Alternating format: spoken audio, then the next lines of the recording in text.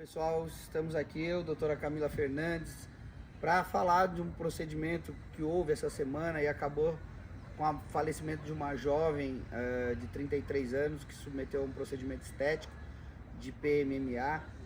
Nós ainda não temos informações sobre a causa efetiva da morte, mas como sempre, eu e a doutora Camila, a gente vem aqui para explicar questões técnicas e jurídicas sobre esse procedimento.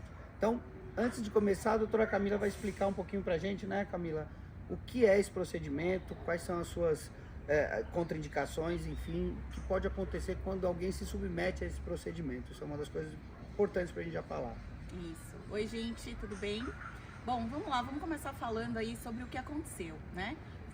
Foi veiculado agora na mídia que uma jovem de 33 anos, de Brasília, se submeteu a um preenchimento com PMMA nos glúteos e uma semana depois deu entrada no hospital, passando mal, com febre, dor na barriga, dor no estômago e veio a falecer. Vamos lá, o que é o PMMA? Gente, o PMMA é uma partícula de polimetilmetacrilato utilizada para fins médicos desde 1936, mas é um produto que requer muito cuidado. Ele tem a capacidade tanto de volumização de regiões, como de indução de colágeno, de bioestímulo de colágeno. É um produto que foi e ainda é muito utilizado no caso dos pacientes que têm HIV positivo, né, que desenvolvem aí a doença e tem atrofia de gordura, de músculo, e é usado, né, nesses casos para promover volume. E também, há alguns anos, passou a ser usado na estética. Qual é o grande risco, o grande problema do PMMA? Mais uma vez, o PMMA é uma substância que, dentre as substâncias que existem hoje no mercado, com a capacidade tanto de bioestímulo quanto a capacidade de volume, de volumização, é a substância que a gente precisa ter mais critério e mais cuidado. Por quê? Diferente, por exemplo, do ácido hialurônico, o ácido hialurônico ele tem a capacidade de volumizar, porém ele existe primeiro um antídoto para ele, que é a hialuronidase, é uma enzima capaz de degradar esse preenchedor, e além do que é um procedimento que ele vai sendo degradado pelo nosso corpo com o tempo. Já o PMMA não existe antídoto e não existe também esse histórico de que ele vai ser degradado. Ele é considerado um preenchimento permanente. Então o cuidado deve ser redobrado, né? Erramos, não tem antídoto. Erramos, não dá para esperar o efeito dele passar para reverter aquele erro, né? Então é um procedimento que precisa ter muito cuidado. O profissional injetor, ele tem que estar muito apto a fazer esse tipo de procedimento. O que a gente viu é que foi feito numa clínica de estética por uma esteticista. Esteticista pode fazer procedimento injetável com medicação? Nós já falamos isso aqui em algumas outras conversas nossas. Esteticista só pode aplicar produtos cosméticos. Ele não pode fazer injeção de medicamentos. Medicamento, qualquer tipo, qualquer produto injetável não pode ser feito por esteticista. Isso. O profissional que poderia fazer a aplicação do PMMA são aqueles profissionais que têm habilitação, que podem, dentro do seu conselho, fazer procedimentos injetáveis. Biomédicos, médicos, dentistas, entre outros. Esteticista não. Então, mais uma vez, aí a gente vê um caso de um profissional indo além da sua competência. A bem da verdade, inclusive até para os próprios dentistas, né, doutora? Nós sabemos que no corpo o dentista não tem essa habilidade para fazer um procedimento desse no corpo. Não é da nossa competência. Não é da competência, né? Foge da nossa área de atuação. Isso é muito importante. Então nós, como a gente fala para todos os profissionais da saúde aqui, a gente sempre está batendo nisso, veja dentro do seu conselho, dentro das suas atribuições. E não basta só o seu conselho permitir que você faça. Você tem que ter experiência, né? Você tem que saber manipular. A gente fala sempre também, se acontecer uma emergência. E aí eu vou voltar um pouquinho naquilo que a gente também fala, e vocês que nos seguem sabem disso, né? Existem alguns procedimentos e alguns documentos que são importantíssimos em todos os procedimentos. E a gente vê nesse caso específico, de novo, não sabemos ainda a causa da morte, a gente tem que sempre tomar esse cuidado, se foi uma infecção, né, generalizada, mas é só a autópsia que vai ser feita e depois um laudo, né, do próprio IML que vai dizer a causa da morte. Mas nesse caso a anamnese, né, seria essencial, né, doutora? Mais uma vez fundamental. A gente não conseguiu informação sobre se ela chegou no hospital relatando alguma característica que nos induzisse mais diretamente a uma infecção na região aplicada, que seria o glúteo, como eritema, inchaço, dor, aumento de temperatura, né? Ela chegou já com características mais sistêmicas, febre, dor no estômago. De fato, a gente precisaria de mais informações para saber se foi algo causado pelo PMMA ou se foi algo prévio que poderia ser identificado numa anamnese muito bem elaborada e criteriosa, né?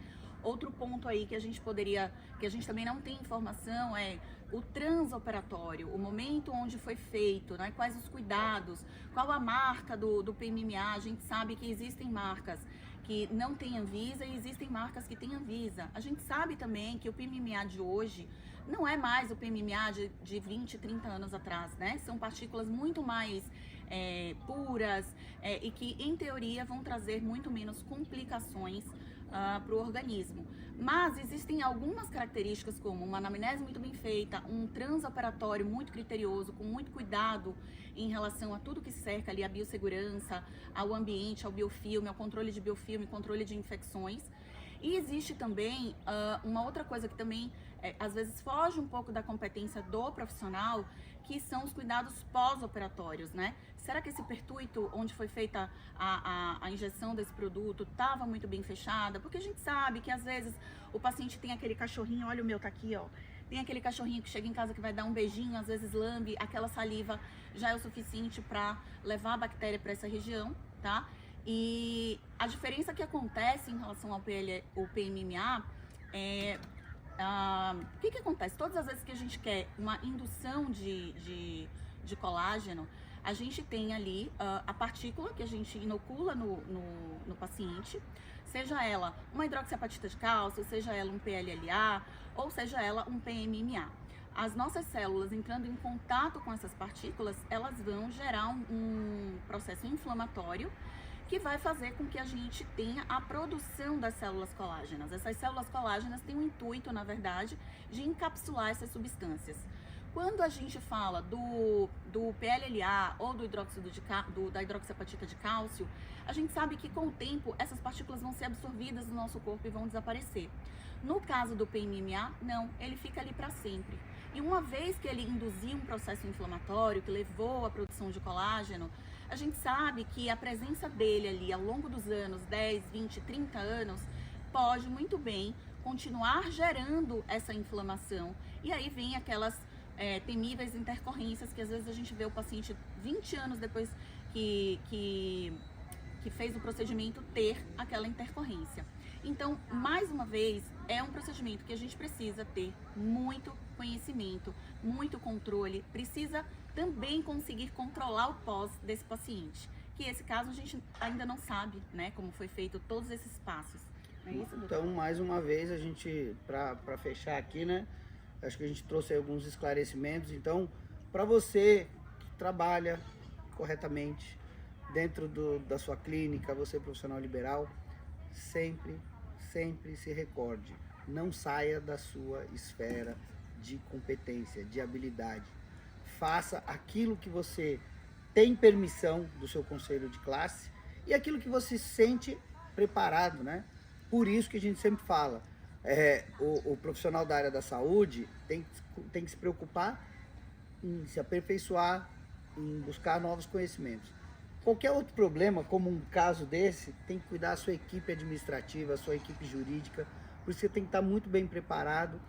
E nesse caso específico também, claro, né, nós não podemos também fazer nenhum julgamento preparatório, não conhecemos a clínica onde foi feito isso, pode ser que essa clínica tenha feito todos os procedimentos corretos, tenha feito, inclusive o profissional, não é porque é uma clínica de estética que não possa ter profissionais habilitados a fazer, né? Então uma clínica está autorizada pela Anvisa a funcionar, tem todos os laudos, tem os profissionais, então provavelmente se sim, para essa clínica vai ser muito fácil ela se defender, porque aí nós estamos dentro de algo que pode acontecer. Não houve um dolo, não houve má fé, intercorrências acontecem. Então você profissional, você que é o proprietário de uma clínica, você que é profissional, tenha todos os documentos. E principalmente no caso do PMMA, termo de conscientização. Este paciente tem que estar consciente de que produto está sendo injetado e quais os riscos ou possíveis riscos que esse produto pode ter. A gente espera que essa clínica tenha dado esse papel, esse termo de consentimento, de conscientização, e que, mesmo não desejando que ocorra, ela tenha ciência de que esse tipo de risco poderia ter acontecido. É isso aí, pessoal. Espero que todos que estão nos assistindo tenham gostado de mais esse conteúdo. A gente sempre que aparecer alguma coisa nova, nosso objetivo é sempre trazer informação. Não é pré-julgar, mas sim esclarecer, esclarecimento técnico e jurídico de qualidade para vocês. Nos sigam nas nossas redes, né? doutora.camila com 2 L's, .Fernandes. E Sérgio Braga, ADV. Vocês nos encontram aí nas redes sociais. Obrigado, pessoal. Tchau, tchau.